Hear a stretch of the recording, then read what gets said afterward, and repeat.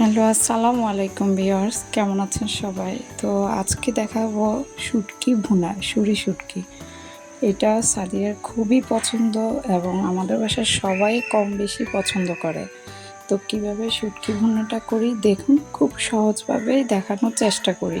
তো দেখুন শুটকি ভুনাটা আমি কিভাবে করি। তো আমি একটি প্যানের মধ্যে তেল দিয়ে দিয়েছি, তেলটা একটু গরম হওয়ার পর এরপর পেঁয়াজ কুচি দিব।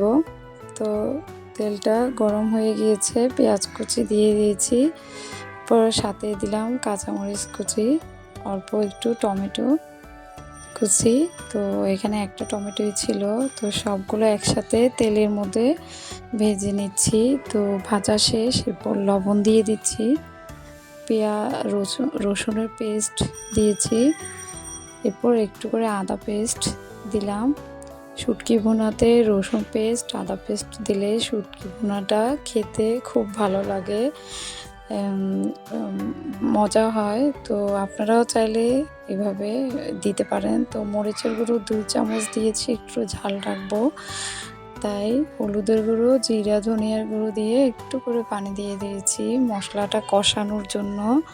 তো দেখুন মশলাটা যে আমি একটু পানি দিয়ে ভালোভাবে কষিয়ে নিচ্ছি।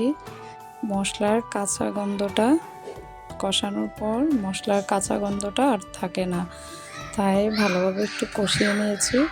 তো ঢাকনা দিয়ে অল্প কিছুক্ষণ কষাচ্ছি। তো দেখুন তেলটা উপরে ভেসে উঠেছে, তো তার মানে মশলাটা ভালোভাবে কষানো হয়ে গিয়েছে। এই যে দেখুন শুটকি, তো আমি এগুলো আগে ভালোভাবে গরম পানি দিয়ে ধুয়ে রেখেছি। তো এখন শুটকিগুলো আমি মশলার মধ্যে দিয়ে দিয়েছি। তো ভালোভাবে মশলার মধ্যে শুটকিগুলো কিছুক্ষণ ভেজে নিব। তো মিক্স করে নিচ্ছি, মিক্স করে নিয়ে এই দেখুন আমি অনেকগুলো শুটকি দিয়েছি এখানে। তো এটা চিটাঙে কিন্তু খুব শুটকিটা খুবই মজা। তো এই শুটকিটাই আমার বাসার সবাই খুব পছন্দ করে। তো আমি অল্প একটু শুটকিটা একটু সেদ্ধ হওয়ার জন্য একটু করে পানি দিয়ে দিয়েছি। তো দেখুন আমার শুটকি ভুনাটি রেডি হয়ে গিয়েছে, খুব অল্প সময়ে আমার শুটকি ভুনা রেডি হয়ে। তো শুটকি ভুনাটি কেমন লেগেছে? ভালো লেগে থাকলে লাইক কমেন্ট শেয়ার করবেন। আসসালামু আলাইকুম, আল্লাহ হাফেজ।